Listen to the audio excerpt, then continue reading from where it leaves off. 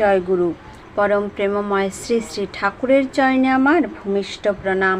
আর আপনাদের প্রতি প্রত্যেককে জানাই আনন্দিত জয় গুরু। আজকে আলোচনা করব আমাদের যে বর্তমান আচার্যদেব, তিনি প্রতিদিন রাতে শোবার আগে এই অল্প পয়সার খাদ্যটা সবাইকে খেতে বললেন। এতে শরীর সুস্থ হবে ও উজ্জ্বল থাকবে, মনটাও ভালো থাকবে। শরীর ও মন উজ্জ্বল হবে এবং মনটাও ভালো থাকবে। কি এমন জিনিস এবং অল্প পয়সার, যেটা আমরা সাধারণত কিনতে পারি, তেমন খুব বেশি পয়সার না, যে অনেকে ভাববেন অনেক টাকা হয়তো দাম, তেমনটা নয়। খুব অল্প পয়সার জিনিস কি খেতে হবে, আজকে এই নিয়ে আলোচনা করব। অবশ্যই ভিডিওটি শেষ পর্যন্ত দেখবেন, কারণ প্রথমে অনেক আলোচনা আছে যেগুলো থেকে আপনারা অনেক কিছু জানতে পারবেন। তারপরে কিন্তু আমি বলবো কি খেতে বললেন। তো চলুন শুরু করছি। পরম পূজ্যপাদ শ্রী শ্রী আচার্যদেব কি বললেন? প্রতিটা জায়গায় সাধারণ মানুষের একটা স্থানীয় ভাবনা চিন্তা থাকে। আগে সেটা বুঝে নিয়ে, ভালো করে জেনে বুঝে তারপর সেই ভাবনা চিন্তা করে সম্মান দিয়ে কাজ করতে হয়। আমরা সৎসঙ্গী এবং আমরা নানান রকম কাজের মধ্যে ব্যস্ত থাকি, কিন্তু সেই কাজ, বাড়ির কাজ সেরেও যে কিছু কাজ করা যায় ঠাকুরের জন্য, সেটাই কিন্তু বোঝাতে চেয়েছেন আমাদের বর্তমান আচার্যদেব। কোনো রকম দ্বন্দ্বের মধ্যে যেতে নেই। দ্বন্দ্বে গেলে সেটাই একটা ইস্যু হয়ে থাকে। তোমাদের আসল কাজটা পণ্ড হয়ে যাবে। একটা জায়গায় আর দুধ যদি থাকে, চিনির মতো গুলে তার মধ্যে মিশে যেতে হবে। যেমন দুধের মধ্যে চিনিটা মিশে যায়, সেই রকম আমাদেরকেও মিশে যেতে হবে, যাতে পরের বার দুধের দরকার পড়লে চিনির কথা তারা মনে করে, তারা যেন মনে করতে পারে যে চিনি যেমন গুলে যায় সেই রকমের কথা বলেছে। তোমাদের কাজ হচ্ছে ঠাকুরের প্রতি মানুষ যাতে আরও আকৃষ্ট হয় সেই দিকে দেখা। ঠাকুরের প্রতি যেন মানুষ আকৃষ্ট হয়ে যায় সেই দিকে আমাদের দেখতে বলেছেন। তোমরা তোমাদের ঘর সংসারে যা যা কাজ করবা তাই করো। সব করে একটা সময় বার করে সবাই মিলে ঠাকুরের কাজ করবে। তোমরা জীবনযাত্রাতে পরিবর্তন আসছে কিনা লক্ষ্য রাখো। যখন আমরা ঠাকুরের কাজ করব, তখন জীবনে পরিবর্তন আসছে কিনা সেটাও লক্ষ্য রাখতে বলেছেন। এরকমভাবে বর্তমান আচার্যদেব বললেন। তাহলে আমরা সারাদিন অনেক ব্যস্ত থাকি, অনেক কাজকর্ম সংসারের, সেগুলো করেও একটু টাইম তো আমাদের আছে, তো সেই টাইমটুকু আমাদের কাজে লাগাতে হবে। সেই টাইমটুকু আমরা যেন ঠাকুরের কাজ করতে পারি, ঠাকুরের প্রতি মানুষকে যেন আকৃষ্ট করতে পারি। সংসারের জীবনযাত্রার মধ্য থেকে তোমাদের ক্যাজুয়াল টাইমটুকু আমি ঠাকুরের কাজের জন্য তুমি ঠাকুরের কাজের জন্য দাও। দেখবে এইটুকু দেওয়াতেই জীবনযাত্রার কেমন পরিবর্তন আসছে। আর এই গল্পটাই সবাইকে বলবে, কোনো আজগুবি গল্প নয়, বাস্তব জীবনের কথা সকলকে বলবে, কোনো আজগুবি গল্প কিন্তু নয়। এখন শোনা যায় ঘরে ঘরে মন খারাপ। মনকে ভালো রাখার জন্য বর্তমান আচার্যদেব বেশ কিছু কথা বলেছেন। প্রথমত, নিজেকে ঠাকুরের কাজের সঙ্গে নিযুক্ত করতে হবে। এটা কিন্তু প্রথম কারণ মনটাকে ভালো রাখার। এখন ঘরে ঘরে প্রায়ই শোনা যায় মন ভালো নেই, অশান্তি, রাগারাগি, নানা রকম সমস্যা। তো সেখান থেকে বেরিয়ে আসতে গেলে ঠাকুরের কাজের সঙ্গে নিযুক্ত থাকতে হবে।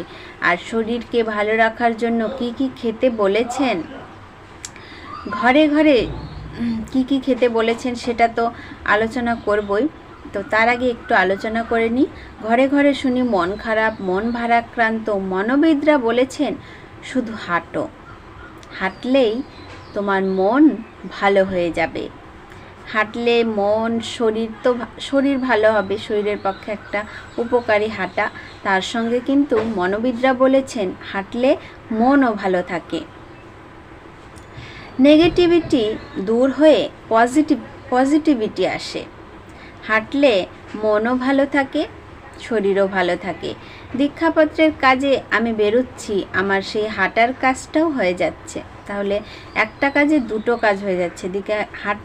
হাঁটলে আমার মন শরীর ভালো থাকছে, আবার দীক্ষাপত্রের কাজও হয়ে যাচ্ছে। আবার আমার পজিটিভ একটা ভাবনা সবাইকে দিতে যাচ্ছি। পজিটিভ থট চার্ট বা ইতিবাচক চিন্তার ক্ষেত্রে কি হয়, এতে তাদের নেগেটিভ থট থাকলে আমরা পজিটিভ থটের সংঘাত লেগে যায়। আর এক্ষেত্রে নিশ্চয়ই পজিটিভ থট তথা আদর্শমুখী চিন্তা প্রাধান্য পাবে। এই প্রসঙ্গে আচার্যদেব স্কুল জীবনে পড়ার সময়ের পাঠ্যের উদাহরণ দিয়ে বললেন, তোমরা ক্লাস 7-8 জীবন বিজ্ঞানে পড়েছিলে ইভলিউশন মানে বিবর্তন, তার সৃষ্টি হয়েছে সংঘাত থেকে। আমরা যা যা করি সবটাই একটা সংঘাত ক্রিয়া। সবারই একটা নিজস্ব মতবাদ থাকে। তোমারটাও আমি মানি, আর আমারটাও যেহেতু আমি প্রতিদিন অনুভব করি, অতএব আমার গল্পটাও তুমি শোনো।